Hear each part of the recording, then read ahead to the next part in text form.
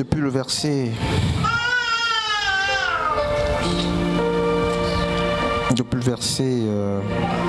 premier. Dès prends le micro qui est là-bas, tu vas lire. Matthieu 13, le verset premier jusqu'au verset 8, 9. Matthieu 13, du premier verset jusqu'au verset 9. Il y a eu la parole de Dieu dans Matthieu 13 à partir du premier verset. Ce jour-là, Jésus, ayant quitté la maison, était assis au bord de la mer. Et dès que grandes foules se rassemblèrent auprès de lui, si bien qu'il monta dans un bateau et s'assit, et toute la foule se tournèrent sur la plage. Alors il leur exposa beaucoup de choses par des exemples en disant: voici qu'un semeur est sorti pour s'aimer. Et comme il s'aimait, des grains sont tombés le long de la route. Et les oiseaux sont venus et les ont mangés. Chapitre 5. D'autres sont tombés sur les endroits rocailleux, où ils n'avaient pas beaucoup levé, parce qu'ils n'avaient pas de profondeur de terre. Mais quand le soleil s'élevait, ils ont été brûlés, et parce qu'ils n'avaient pas de racines, ils se sont desséchés. D'autres encore sont tombés parmi les épines, et les épines ont monté et les ont étouffés. D'autres enfin sont tombés sur la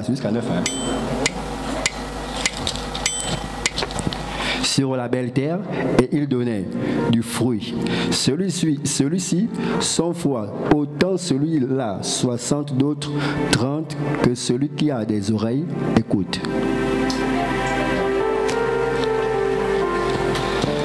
Je vais relire le verset depuis le verset 7. D'autres grains tombèrent. Verset 7. D'autres grains tombèrent parmi les ronces. Celles-ci grandirent et étouffèrent les jeunes pousses. Le verset 8 dit: d'autres grains enfin tombèrent sur la bonne terre et donnèrent du fruit. Avec sur la bonne terre et donnèrent du fruit, rendement de 100, avec un rendement de 100, 60 ou 30 pour 1. Voilà, donc on est là. On peut s'asseoir. Le verset 8 dit ceci: d'autres grains enfin tombèrent sur la bonne terre et donnèrent du fruit avec un rendement de 100, de 60 ou 30 pour 1. Que celui qui a des oreilles pour entendre. C'est une parabole, n'est-ce pas, la parabole de Yeshua, parmi au moins 39 paraboles de Christ. Celle-ci apparaît aussi très, très riche en enseignements. Et celle-ci que nous allons étudier. Et la même parabole se trouve aussi dans le livre de Marc chapitre 4. Je voudrais aussi qu'on prenne, n'est-ce pas, ce texte. Marc chapitre 4. Et donc Matthieu nous apprend que le grain qui est tombé en terre, et surtout sur la bonne terre, donne d'abord 100, 60 ou 30 pour 1. Donc Matthieu nous dit ceci. Donc on a Marc 4 ici, depuis le verset premier. Et les deux textes parlent de la même histoire. Nous allons faire une étude comparée. Marc chapitre 4. Marc chapitre 4.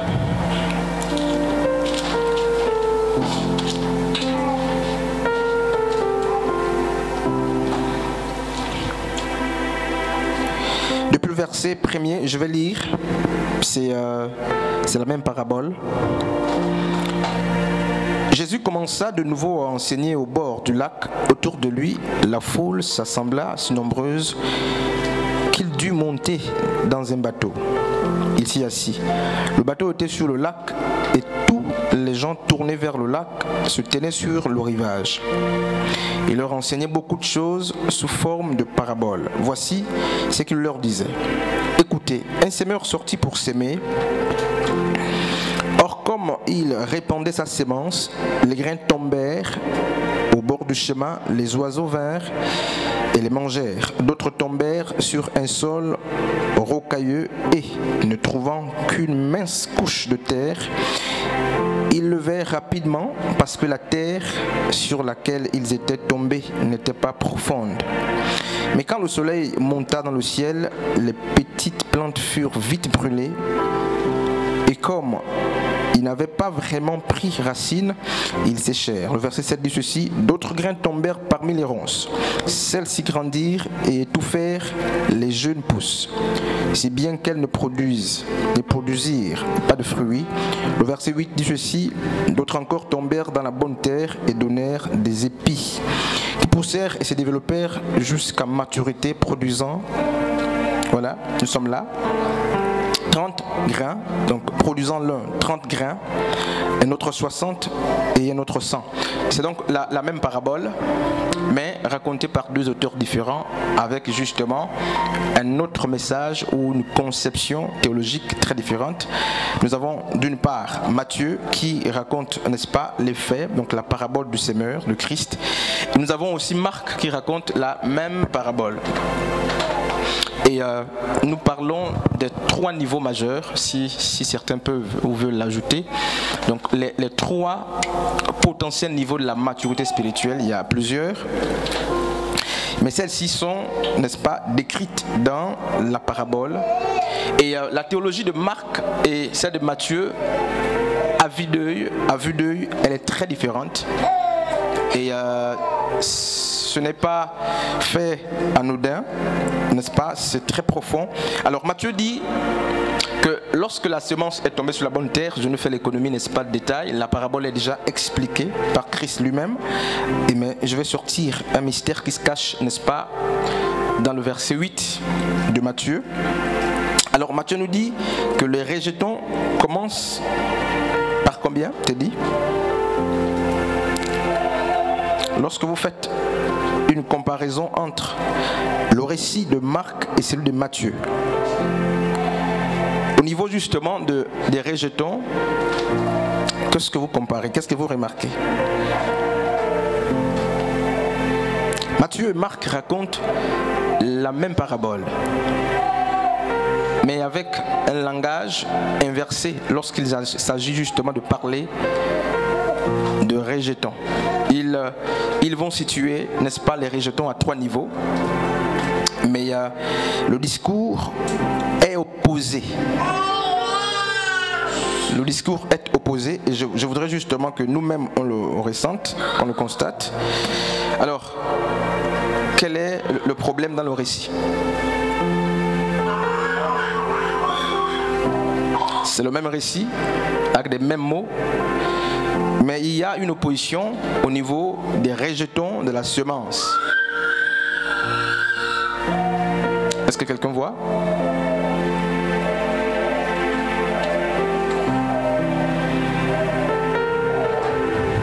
C'est très important de constater ce que je vois, et c'est là justement le déclic de l'enseignement. Matthieu dit ceci, depuis le verset 8, d'autres encore tombèrent dans la bonne terre et donnèrent des épis qui poussèrent et se développèrent jusqu'à maturité, produisant l'un 30 grains, un autre 60 et un autre 100. C'est Marc chapitre 4. Et Matthieu dit la même chose, mais d'une manière opposée. Il dit, depuis le verset 8, d'autres grains enfin tombèrent sur la bonne terre et donnèrent du fruit avec rendement de 100, de 60 ou de 30 pour 1. Vous constatez quoi là-bas?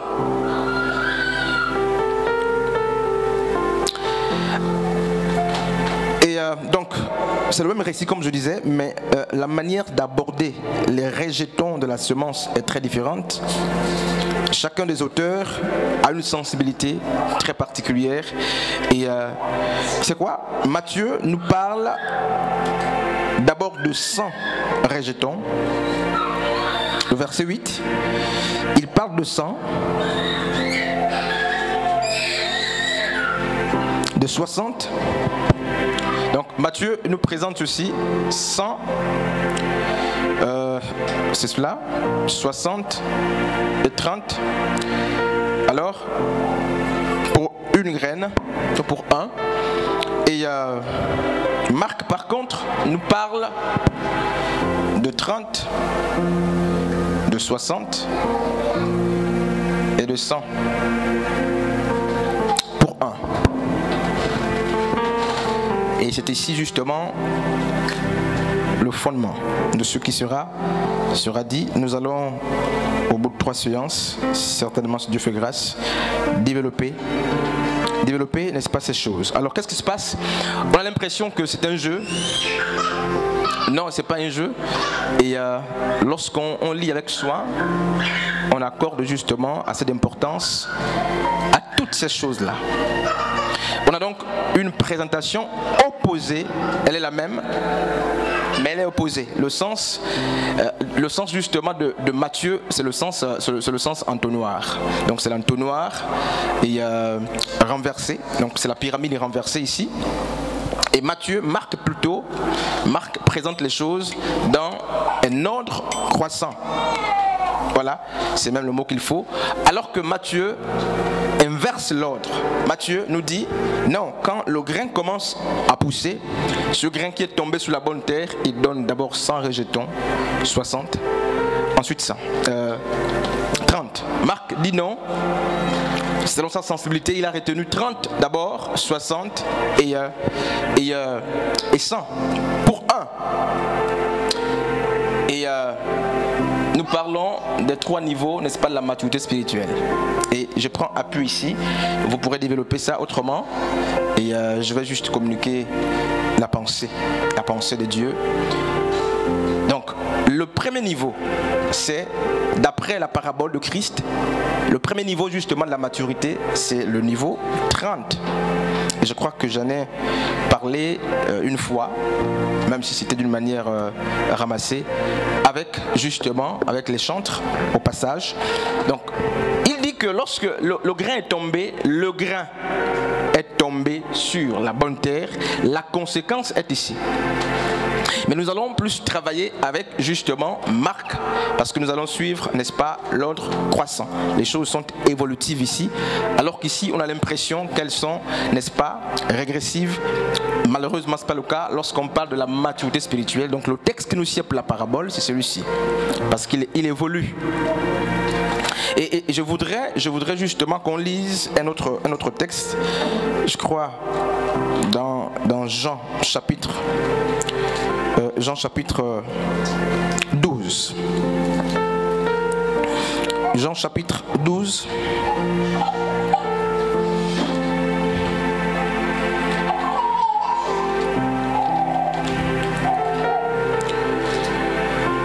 Jean chapitre 12 au verset...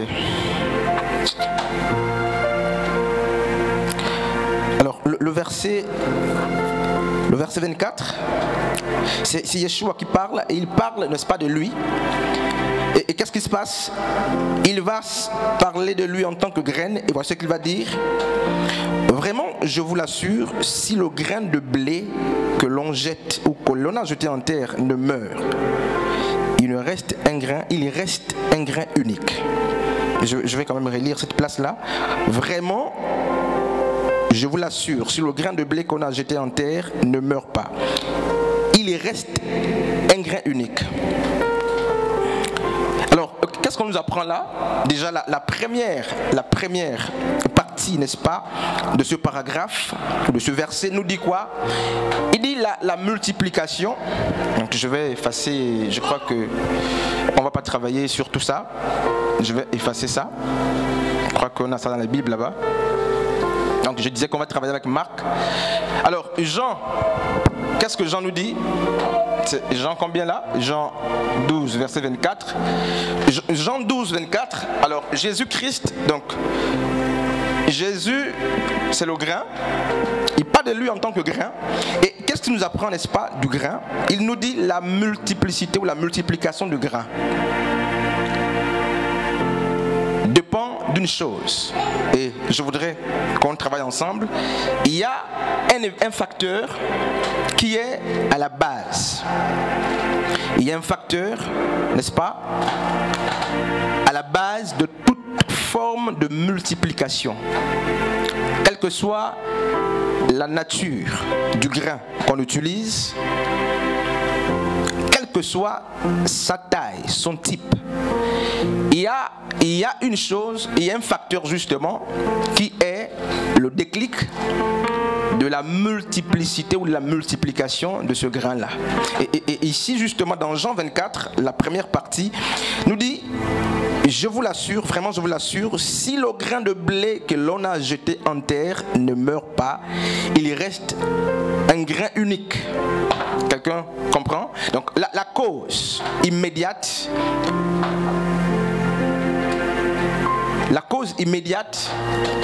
n'est-ce pas, de la multiplication du grain, d'un grain qu'on a mis en terre, c'est quoi?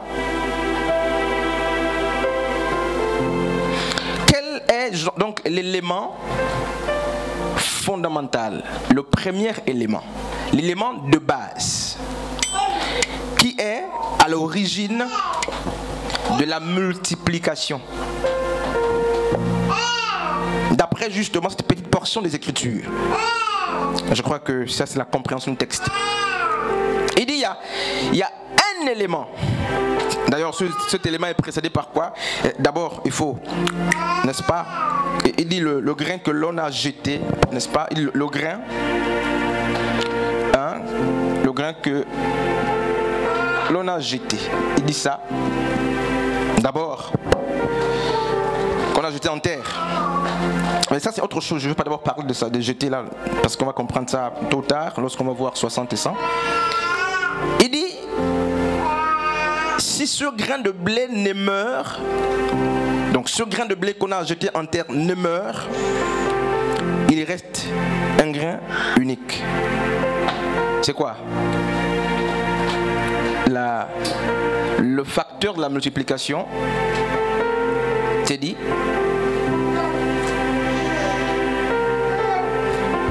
d'après ce texte-là, cette petite portion des Écritures, Saint-Tiche,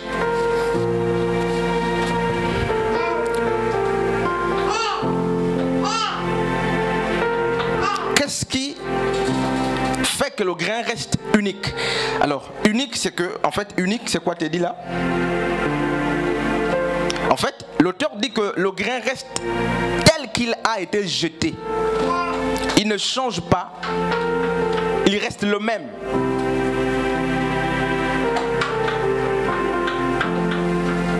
Donc c'est possible qu'on jette un grain, qu'on jette une semence et elle nous donne, enfin, elle ne donne absolument rien, elle reste unique. Donc sans changer, elle reste un. Et l'auteur dit pour que ce grain se multiplie, il y a un facteur très important. C'est quoi? Orphée.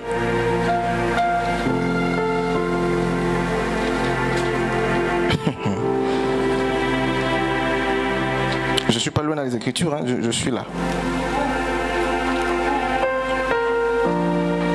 C'est quoi? Marie? La mort. Donc, c'est la mort. Voilà. Donc, la mort est importante. Et ça, c'est très bien. Merci Seigneur. C'est des choses qu'on n'a jamais vues. Et on se laisse conduire par le Seigneur. La mort est importante. Je ne m'attendais pas à voir ça comme ça. La mort est donc importante dans la multiplicité. Et qu'est-ce qui se passe? En parlant de lui, Jésus s'identifie comme étant le grain de blé. justement, il parlait c'est la parabole, hein, c'est le signe de Jonas. Et il dit, mais s'il meurt, il porte du fruit en abondance. Celui qui s'attache à sa propre vie la perdra. Mais celui qui fait peu de cas de sa vie en ce monde, n'est-ce pas, la gagnera pour la vie éternelle. Donc Jésus parlait de lui. Et je pense que c'est très important pour comprendre, n'est-ce pas, le premier niveau de la maturité. Il parle de lui, il dit qu'il était seul. Donc il n'avait pas de membres, il était donc seul. Et il nous apprend que pour que Christ qui est la tête, n'est-ce pas, du corps, parce que nous sommes le corps de Christ. Christ n'est pas les mains, Christ c'est pas les pieds, c'est pas les yeux, on dit Christ est la tête. Donc il est aussi une partie, Christ est une partie de l'église. Donc Christ, je ne dis pas que Christ est chrétien, mais Christ est membre de l'église. C'est un membre de l'église, c'est pourquoi on peut l'appeler frère. Christ est membre de l'église. Et il nous dit quoi? Il meurt seul, lui en tant que grain, il meurt seul. Ou du moins, s'il, n'est-ce pas, ne meurt pas pour accomplir justement le signe de Jonas, s'il ne meurt pas, parce que les membres, alors on va d'abord lire Matthieu chapitre 18, quelqu'un pour nous prendre Matthieu chapitre 18. Donc Christ, pendant qu'on apprête au texte, Christ nous apprend que l'église qui est, n'est-ce pas, l'ensemble des membres du corps de Christ est la conséquence de quoi? Mais c'est la conséquence de sa mort. Donc si Christ ne meurt pas, il n'y a pas véritablement d'église. Il n'y a pas des rejetants en abondance. Parce qu'il dit, pour qu'il y ait multiplication, pour qu'il y ait abondance, il faut que le grain d'abord soit jeté. On va laisser jeter là. Jeter c'est l'abandon, c'est autre chose. On verra. Mais au-delà du fait qu'il soit jeté, même s'il est jeté sur la bonne terre, le facteur qui explique, n'est-ce pas, la croissance, qui explique la multiplication, pas la croissance, d'abord la multiplication, c'est quoi? C'est la mort. Matthieu chapitre 18, à partir du verset 15. Matthieu 18, le verset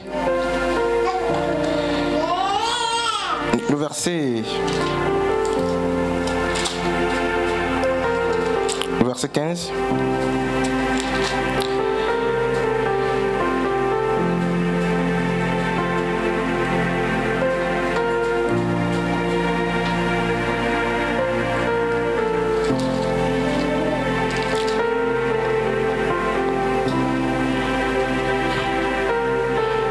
On peut d'abord répartir, c'est mieux, pour suivre l'ordre. Matthieu 16 d'abord, 17 ou 15, et après on va prendre Matthieu 18. Matthieu chapitre 16, à partir du verset, on va aller très vite, à partir du verset 14. Alors je vais lire Matthieu 16, depuis le verset 14. Bon, ils répondirent, je crois que vous connaissez le contexte. Jésus-Christ interroge d'abord la foule à son sujet, donc sur son identité. Après, il va se tourner du côté des disciples. Alors, il va se rassurer si ceux qui le suivent connaissent qui il est. Il va se tourner du côté de la foule d'abord, qui s'est embrouillée. Ensuite, il vient, n'est-ce pas, chez les siens. Alors, il commence par la foule. Ils répondirent, pour les uns, c'est Jean le Baptiste. Donc, Jésus était Jean le Baptiste pour certains, au temps de Jésus, donc on le confondait avec Jean le Baptiste. Pour d'autres, Élie. Pour d'autres encore, Jérémie ou un autre prophète. Et vous, leur demanda-t-il, qui dites-vous que je suis? Là, il va prendre justement l'opinion des siens, parce qu'il est possible de suivre Christ sans le connaître. Et c'était le cas. Alors, qu'est-ce qui se passe? Simon-Pierre lui répondit, tu es le Messie, le Fils du Dieu vivant. Jésus lui dit alors, tu es heureux Simon, fils de Jonas, car ce n'est pas toi-même. N'est-ce pas? Ce n'est pas toi-même que tu as trouvé cela. C'est mon Père céleste qui te l'a révélé. Et moi, je te déclare, tu es Pierre. Et sur cette pierre, je bâtirai mon église, contre laquelle la mort elle-même ne pourra rien. Je te donnerai les clés du royaume des cieux. Tout ce que tu interdiras sur la terre sera interdit aux yeux de Dieu, et tout ce que tu autoriseras sur la terre sera autorisé aux yeux de Dieu. Alors le mot qu'il a employé, n'est-ce pas, c'est bâtir. Le mot bâtir, c'est aussi le mot édifier. Et prendre le mot bâtir et dire que l'Église est née avec Jésus, c'est accuser les Écritures. Parce que Jésus, l'Église ne naît pas ici avec Jésus. Donc le mot bâtir qu'on a employé, c'est édifier. N'est-ce pas? C'est quoi édifier, t'es dit? Édifier, c'est quoi?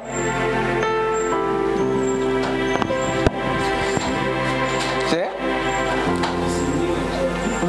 édifier, c'est enseigner, exhorter, orphée, édifier. C'est quoi? Enseigner, exhorter, édifier.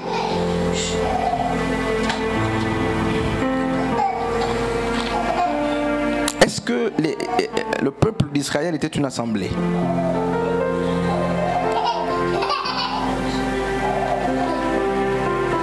Diel.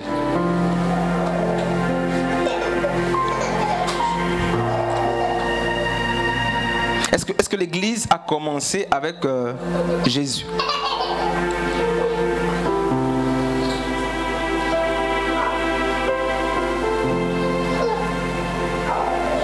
L'Église est née quand?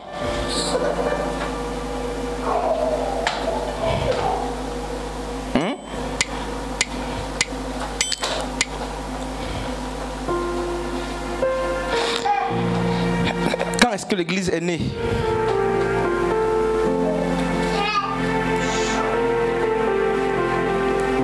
L'Église a commencé quand?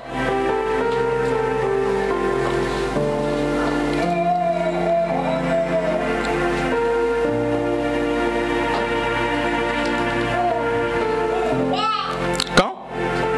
À la mort de Jésus, avant Jésus, à Saint-Tiche. L'Église a commencé quand? À la mort de Jésus.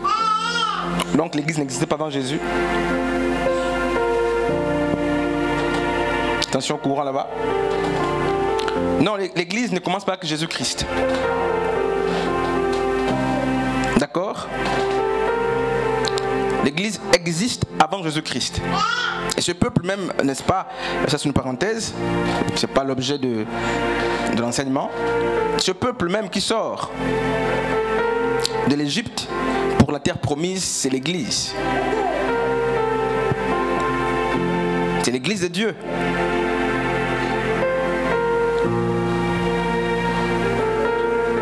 Et ici Jésus dit, je bâtirai mon Église. Une expression qui est prise pour justement dire que c'est ici que Jésus a commencé à bâtir l'Église.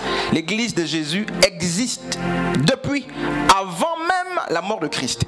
Et qu'est-ce qui se passe? Donc sa mort vient justement pour donner forme pleine à ce qui était une image hier. Et le verbe édifier ici prend, n'est-ce pas, la forme d'enraciner, faire asseoir. Regardez. Quelqu'un pour nous lire... Quelqu'un pour nous lire Jean chapitre...